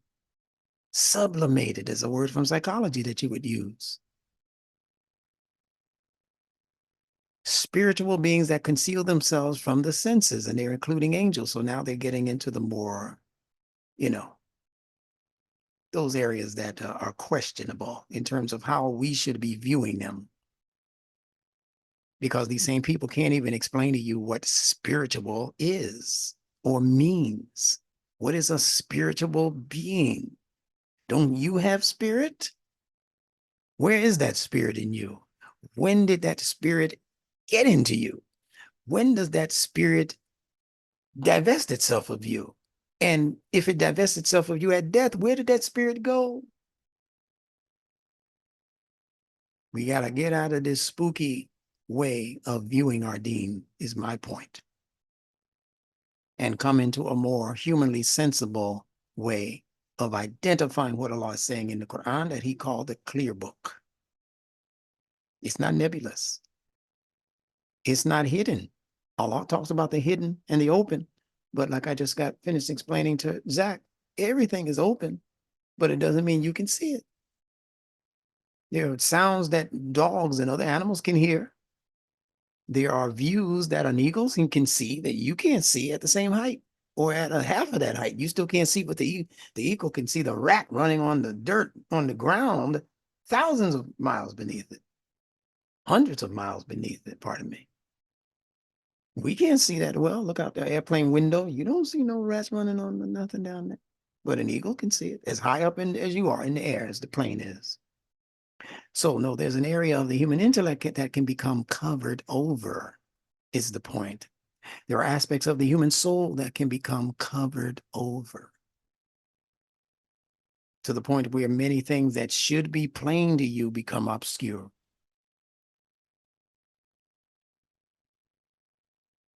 Become weak and abject. Greater part of mankind. See, when they start going there, I can't co-sign that. Devil and demons and people who are peerless, having no match or equal, a being who is highly potent, sometimes refers to kings because they are concealed from the common folk. Now, these are meanings for the word jinn that the Arabs had in their lexicon way before Muhammad the Prophet appeared in their land. So they're mixing the mythology that was spoken of when they had jinni and genies and that kind of thing. They just imported all of that mythology into the deen. And that's how it became spooky. That's how it became creatures that live in your bathroom, in your toilet. See? That's how it became what you saw in the movie The Exorcist. When the girl's head started spinning around and she spit up the green pea soup and all of that, and they, oh, the devil is in it. She's jinn possessed. And you have a lot of people in the Muslim world and in the Catholic world who believe that these demons inhabit the human body and they come in and they take you over. You can't find any such proof of that in the Quran. The Bible and the Quran speak about the devil, Satan, and these forces as being something that if you just, say, go away, they're gone, they're out of here. It says they have no power. This is Allah speaking in the Quran. They have no power except to invite you. And that's Iblis's excuse at the end. It said, well, why are you going to look at me and punish me for what these knuckleheaded human beings did? They were cuckoo for Cocoa Puffs when you created them. All I did was invite them. That's what the Quran says, that the jinn will say in the last day. All I did was send them an invitation. They didn't have to come to the party. They got to the party and Diddy was there and, this one was there and all these other jinns were in there dancing around doing strange things, but you can't blame me, blame Diddy. All I did was send them the invitation. And that's life. Such is life. All right. So let's look at these two letters that comprise the word jinn. They are the letters jim. These are Arabic letters, if you didn't know. The letters jim and double nun, the double N. Jim, as a nunetics meaning, has to do with the movement towards a water source. The j sound is the movement. And the m sound of meme is the water source. And I'll teach you later why I'm saying what I'm about to say if you never heard me say it in any of the videos. When you have the double E sound, E, the elongated E, it has to do with what's taking place in the intellect. So it's a movement j that represents an intellectual process that's leading you towards whatever meme represents. And we know meme represents several things. Meme represents emotion, which water is symbolic of. You touch the water, a bowl of water, it's going to ripple just like your emotions when people touch you. Right? And so it's the movement towards an intellectual component, meaning something that you have to think about. That's taking place in your emotionality and also taking place in your moral thinking. That's the other meaning for meme. Water is also symbolic of morals, choosing between two things, choosing the right thing that's going to keep you clean. See, that's the connection to the water. When water rushes up or brushes up against something, it knocks off of the rock or whatever it is, the sand that might be there or soil that might be on the rock or some other filthy thing, a piece of something that's not supposed to be in the water. Well, the water rushes up against the shore or it rushes up against the rocks and it divests those places of anything that has to do with impurities. So that's what your moral thinking is supposed to do. When you make decisions as to what is right and wrong, good and bad, clean and filthy, you're doing that so that your moral mind, which is directly connected to your emotional feelings. See? So meme is a process to which Allah keeps our moral thinking clean and at the same time keeps our emotions innocent.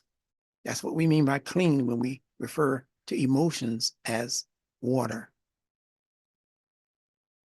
Keeps our emotions innocent.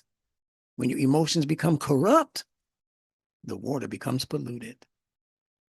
So we're talking now about the parts of the human being that are concealed from the senses, your common senses, which we call your consciousness or your conscious mind.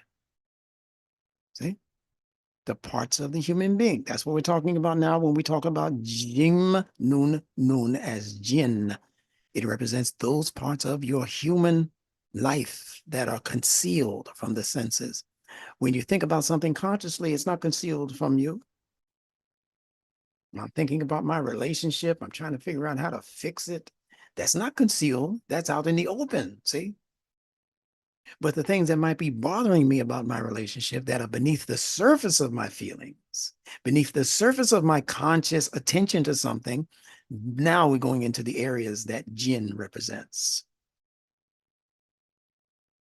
Those areas of our development that are not necessarily conscious or that we are cognitive of, such as the emotions and the instincts. We're not always aware of why we feel a certain way. We know we feel that way, and sometimes we say, I can't help it. I just feel like it. I hate you. You know, I love you. Why do you love me? What have I done? There's something about you, but you can't explain it because it's beneath the surface. If it was strictly mental and intellectual, you could explain it. Well, I love you for so many reasons, you know. Let me count the ways, you know. Yeah, that's the intellect doing that. But when you say, I just love him, and everybody else knows he's a bank robber and a flirt, and he might be worse than that, you know, a woman abuser. Everybody else knows this about this dude, and she can't see it. Or she hasn't been told that. Or she's been told and her feelings don't even care. She just need a man. Or the man just needs a girl. He just needs a woman. You know, I need a woman. I don't care what she's into. I'll fix her later. I just like, come on, come on.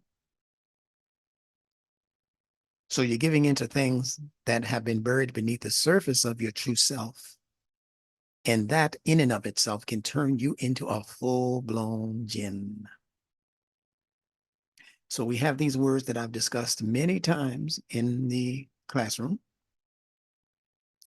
And we have a word in the Quran called ins.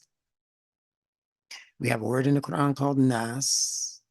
It's the name of the last surah, 114th surah in the Quran. And then we have all throughout the Quran the word insan, or insana. Sometimes you'll hear it as. Now, when you look at this word ins, keeping in mind that all of these letters mean something, the Nunetics learners, you know this. The others who are just being introduced to this concept, you have to learn this. That every one of these Arabic letters means something.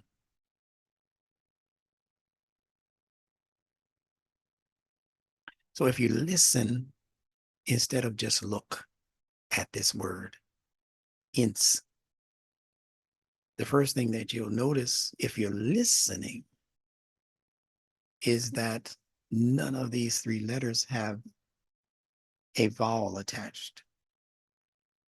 You have ins. That's it. There's no real expression for the I. It's not ins. It's not, you know, it's just, it goes straight to the next letter, the next consonant, nun. And then the nun goes straight to the next consonant, sin. So it's no vowel expression. And that's important to understand that if there's no vowel expression, then there's no real expression of anything that lies dormant beneath the surface of your existence. Every infant is born ins. What does that mean? As we express these ideas into English language, we would say that every infant is born instinctive. See the ins there? Every human baby is born instinctive. What does that mean? It means that every baby is born to operate on a particular level that has not yet reached the emotionality as far as how it acts and reacts to things and to people and to places and all of that.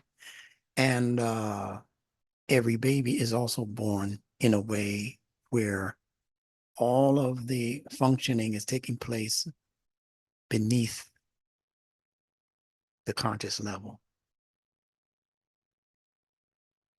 taking place on the subconscious and the unconscious level. First, the unconscious level. That's what we're calling instinct. Then the subconscious level. That's what we're calling emotion. Then the conscious level. This is how that works. From the instinctive level, that's the unconscious, to the emotional level, which is where the subconscious exists.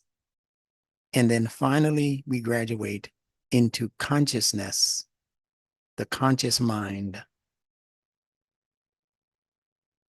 And that's where the highest level, well, let's put it this way, a higher level of our human existence is played out within your ability to be conscious of things around you, things in you, possibilities in your future. You can think about them. You can decide the course of your actions that are going to lead you into future progress, future goodness, future relationships, future business dealings. All of that is to be decided with the conscious mind, not the emotional mind, the conscious mind, not the instinctive drives like sex and food and all of that. If you're on a level where you're always thinking about eating, you're always thinking about gratifying your sexual pleasures and all of that, you're living on a level of instinct.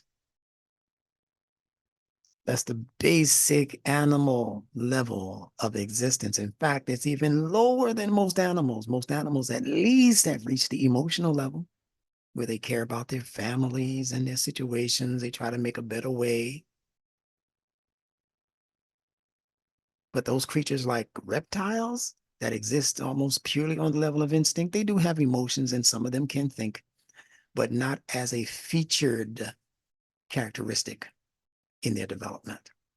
Most of how they operate is based on instinctive drives, things that need to be done split second for survival's sake.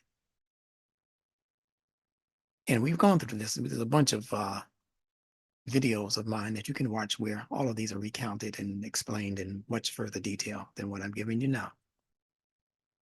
But we're still talking about the word ins,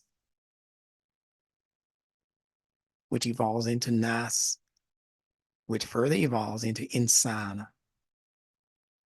So in ins, it is instinctive and there's no vowel expression, meaning there's no emotional or intellectual attachment to it whatsoever. It is what it is, what it is. It's just instinctive.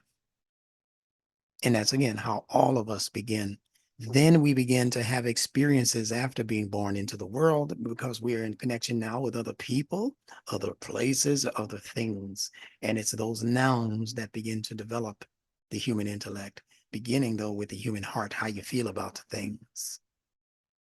So you're going to eventually come into a level of awareness that represents how you feel about your mama because she's the feeding source. Gee, that's where the milk is. I want to be where you are. Right? So you develop a certain attachment. The Quran calls this level alaq. خلق الإنسان من alaq. That he created al-insan, that later development, he created it from an alaq, from this previous development. Al-Insan is representative of the human intellect, and he's saying that he created the human intellect from this emotional attachment thing, this alaq, this cling on, this sticky attachment, attaching, touchy-feely thing called your emotions.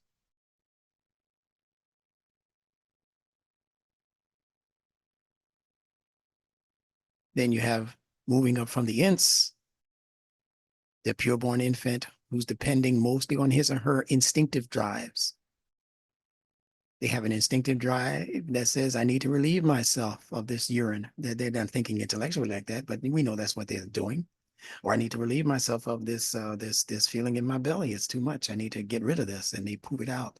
All of that is instinctive, and they don't care whether you've got an extra diaper on hand or not, or they don't care if you're, driving down the highway and you're stinking up the car. I mean, they're not thinking about you. They're thinking about them because it's a survival thing that they're in the middle of. I can't continue to survive and be comfortable if I got all of this stuff in me. I gotta let it out. When they grow older and they learn something called basic discipline, how to hold the urine, how to hold the feces, how to hold, not hold it literally, you know what I'm talking, how to hold it inside until they get to, the next rest stop, for instance. 5 years old, you should know that by then. Mommy, I gotta go to the bed. Okay. Let's see where the rest stop is. Then they're growing into the nas. See, they're going from ints into nas. Now, what is nas?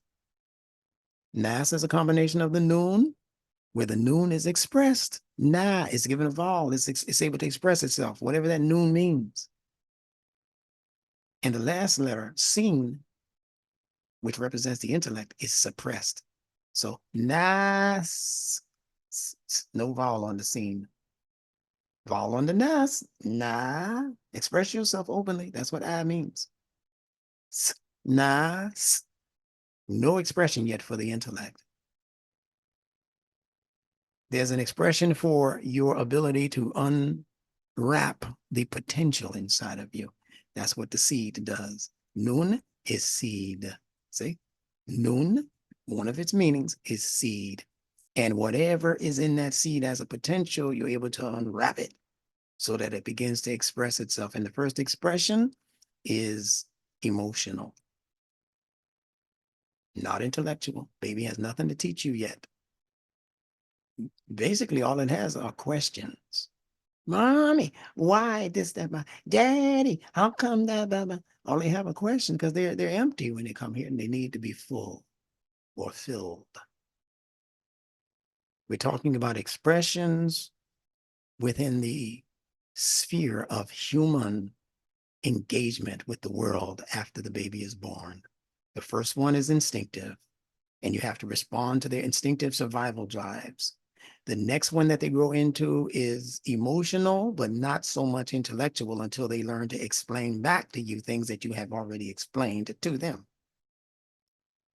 We call it school age, 4 or 5 years old, and they're able to start explaining things back after they've learned them or asked questions about them or engaged them personally, by touching things, touching the flower, maybe tearing the leaf in half, see what happens, that kind of thing. We get down there, we take insects and start breaking them apart, You got to watch your children. They're doing the intellect is voracious, especially when it doesn't know any better.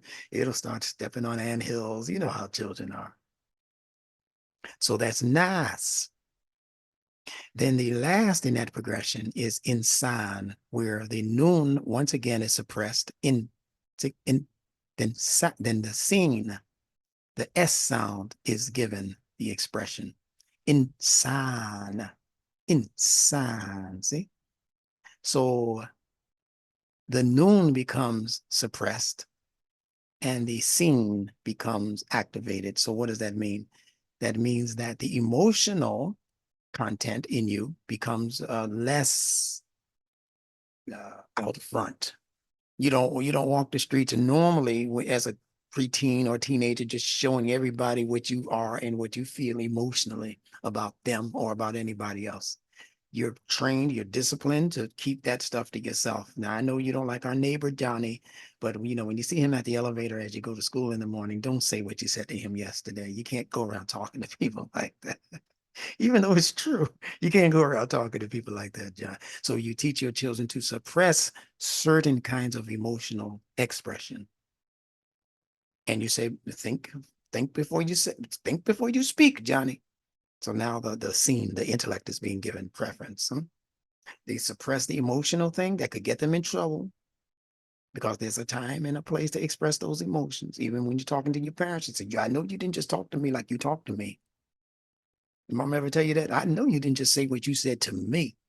You think I'm your friends out there in school or on the street? Tell you what, meet me in the room so I can express my real feelings. Okay, so that's inside. When you start to leave the pure expression that represents emotional baggage being unloaded and on whatever, and you begin to think more about what your next move is or what your next words are going to be. In this case, you think about what you could lose by saying this thing, even though it's true. You might lose your seat in this college class or whatever by saying what's really on your mind about the professor. No, no, zip the lip and just get the degree and go on and live your life. So the scene gets preference inside, but there's another noon at the end of that inside. See, there's another noon here. There's a secondary noon waiting for you.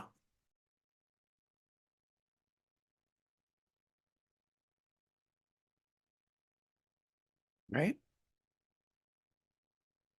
What does that noon represent? This first noon is also connected to intuition. Ins is connected to the instinct. Nas is connected to the expression of this noon, the first noon, as intuition. The ability to know things without having yet being necessarily taught. Things your mother said, things you heard your parents say before you learned to speak. Just a tape recorder going there. First 7 years of your life, they say your mind is just a tape recorder. So when you begin to speak, everybody's marveling at how much you know. Where did he learn that? I never taught. Yes, you did. Before he learned to express it back to you, he's like a tape recorder. When he turns 7, 8 years old, then that's just him pressing the play button on what was already recorded because of what you allowed him around in terms of his environment and the people who were in it. The television you sat him in front of every day, and he learned all of this stuff. So now by the time he gets to express himself and he says something back to you that you think you didn't teach him, some curse word or, some dumb thing that he says or whatever. No, it's because you allowed him to be taught that because of the environment that you allowed him in. So we're going to wrap this up in the next 2 to 3 minutes. I hope you've learned enough already so that when we do shut it down, you have mucho information to study from. So we're talking about 3 levels of human development. Ins, Nas, Insan. And we're talking about the Jinn as simply being those parts of the human development that are concealed from the conscious mind. So Jinn is going to be those things operating in the instincts, those drives, and also in the emotions, those feelings, but not in the consciousness. That's separate. Jinn will operate within your instinctive drives, the things that you do because you think you must do them in order to survive. That's why you see these politicians and these corrupt people and these rich bankers and these really, really sick people in the world right now doing things, saying things, creating disturbances, creating problems for the world, seeing themselves as being above and beyond what you are as a real person. You don't need what they need. They're up in Davos and they're up in all of these other elite organizations that you can't just walk into. You got to have a special pass. And they have special sessions. Some of those sessions are purely for sex reasons. They bring prostitutes with them. I'm talking about the people running this world right now. They have sessions annually where they engage with each other's wives. I'm talking about people who know each other in politics and in religion. Folks up in there, big time reverends and priests who know, they know each other, and they're wife swapping. These are the people ruling all. That's the only reason I'm talking about them. I'm not talking about them to give them a shout out or anything. I'm talking about them because they have positioned themselves as the de facto leaders of the world. So be careful who you're listening to.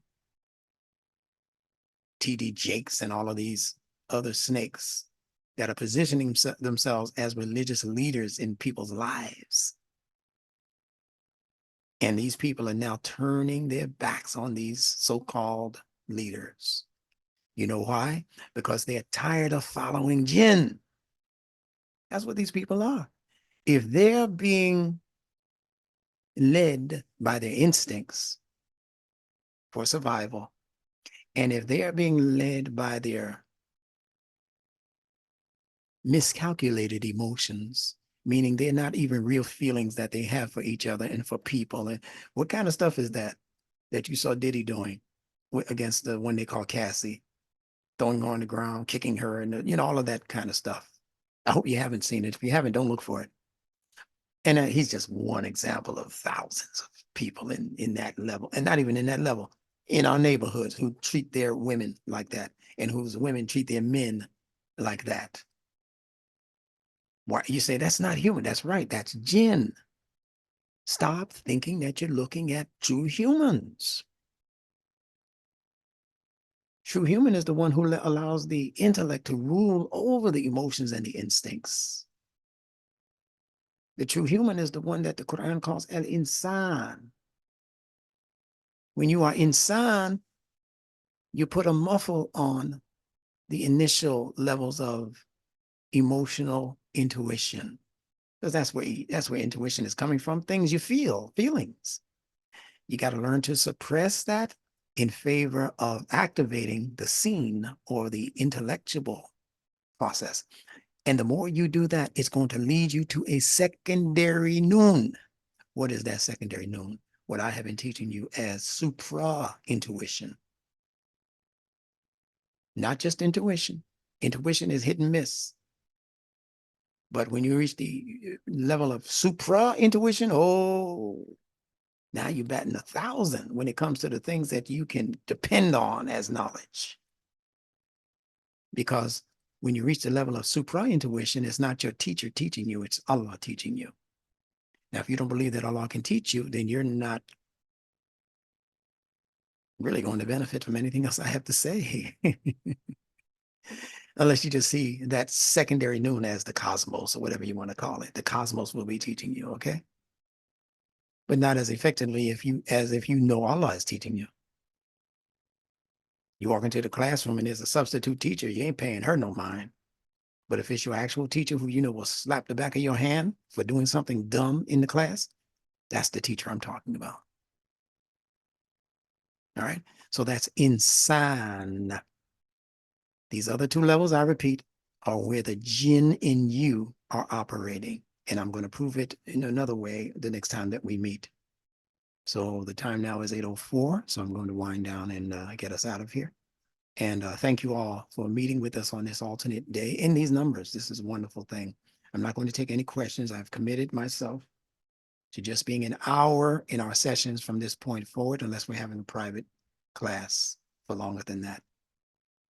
Or unless you email me and ask to have a private, we're going to be breaking down into groups of 5 anyway.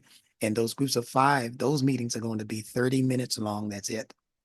So I'm going to be truly depending on all of you to study the information that I'm going to be giving you.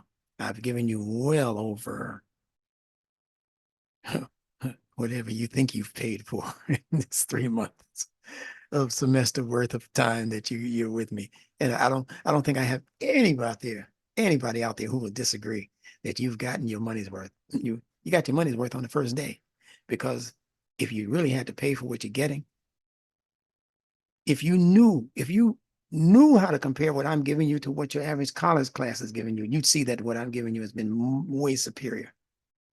Unless you're talking technical stuff, technical sciences and that. I don't teach all of that. Mechanical, this engineering, I don't do that. I'm talking philosophically now. If you compare what I'm giving you to what Einstein, not Einstein, he was a scientist, to what Sigmund Freud gave you as far as psychology, you're going to find out that what Instructor Benjamin Bilal has been giving you by the grace of Allah is far superior to Freudian psychology. Far superior. True that. I figured I'd have a witness somewhere. True that. And the way to test it is just go to college and ask your Freudian professor about what I'm teaching you. Ask them about the triune brain, you know, ask them about, you don't have to introduce the Quran. They get scared and probably fail you after that. But just bring it to them normally and naturally. Say, Professor, can you explain the difference between instincts and emotions? And some of you have done that. And say, can you explain the difference between, I'm not clear on the difference. And let the professor teach so that they won't lose any face or anything like that. And you're going to see that what you've been learning here can stand toe to toe with what you've been learning over there. All right. So keep that in your back pocket. You'll be able to pull it out later. We're on the first phase of explaining what Jinn and Ins are. And I'm bringing it home so that you'll be able to identify those two levels in you. Ins is not true human. If you knew how to find everywhere the Quran mentions Ins, you'll see that that's not talking about humans like we know humans. If you're able to even look at everywhere in the Quran where Allah mentions Nas, you're going to see that that's not really the true human that is in charge of the world. Unless they have certain properties, then yes.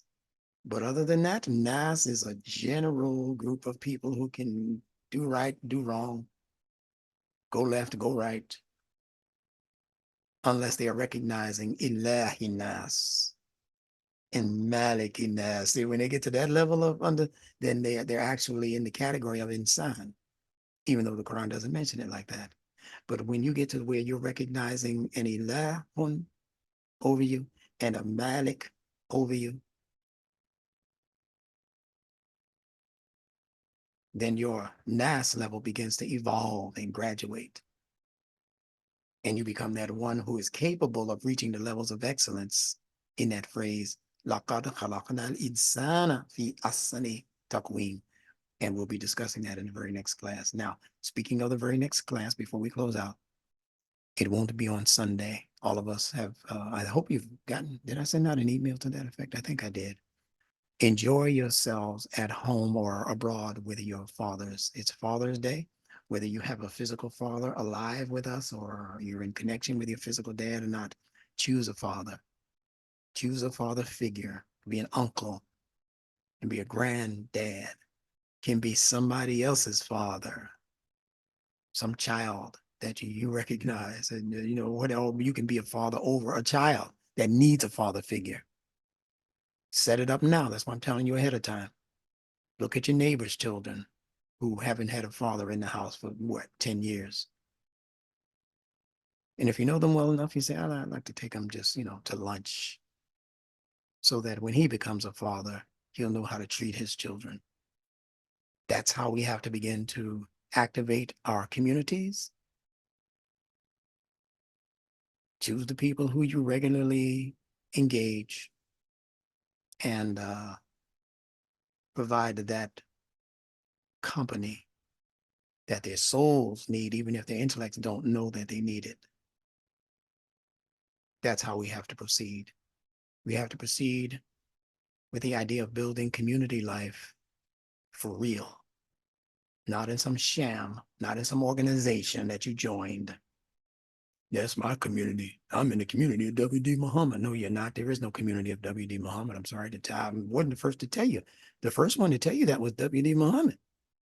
He said, you cannot be a community unless you have some land. So go back and think about what he said. He said, other than that, you're simply an association. So you can associate with the Masons and the Shriners. You can associate with the LGBT, the WQIZ, whatever the letter, I forgot all the letters.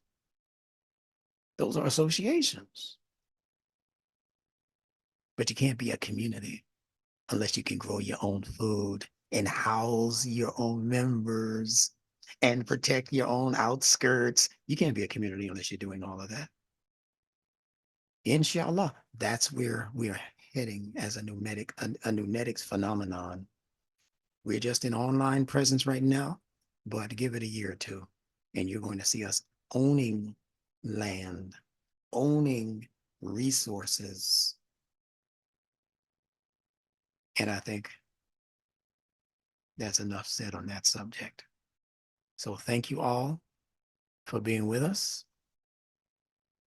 And I hope I've left you enough time in today's day for you to do some other things.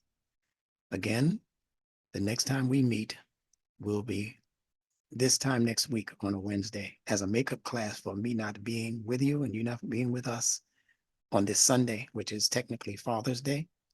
So find a father. You might have to name that day FAF. FAF. Find a Father's Day. All right. Or call each other and have a session with each other and be done. Whatever you do, teach. Yes, Kadir, get your land back. I say get land that you didn't have before. Make it yours. That's the day we've grown into, as Imam Muhammad said, making it in the land of opportunity. Let those other people preach you out of America. I'm going to stay here because I haven't gotten my recompense yet. And I don't want it in the form of reparations. Reparations mean that after you get it, you should be repaired. And I'm telling you, you can give each and every one of us $1 million each, and maybe 10 of us will be prepared and repaired. We don't know what reparations is. So I'm not on the reparations train. I'm on the train that I can dictate how much I make as wealth. And you'll be learning about that more when William Safir chooses to speak to you again about family generational wealth building. With that said, I greet you all in the greetings of peace that obligate each and every one of us to keep the peace. Salaam Alaykum to you all. Thank you for being with me. Salaam Alaykum. Alaikum salam. Assalamu alaikum. Assalamu alaikum, everyone. All right. Wa Okay. alaikum assalam.